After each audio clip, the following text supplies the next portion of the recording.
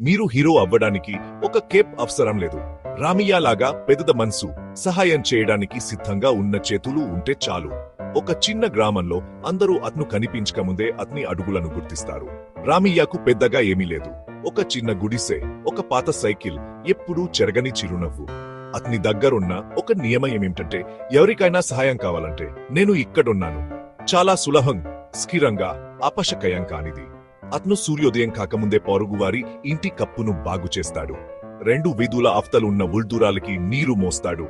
లాంతరు వెలుగులో పిల్లలకు హోంవర్క్ పూర్తి చేయడంలో సహాయం చేయడానికి ఆలస్యంగా వరకు ఉంటాడు. ప్రశంసల కోసం కాదు, డబ్బు కోసం కాదు.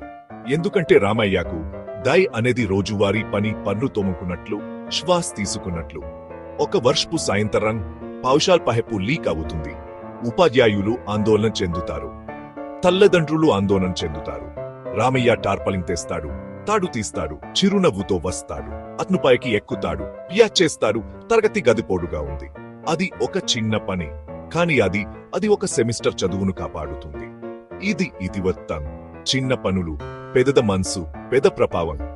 అతను ఎప్పుడూ కంచెవాదాలు అడగడు, కాని గ్రామం అతనికి ఇతర మార్గాల్లో తిరిగి చెల్లిస్తుంది.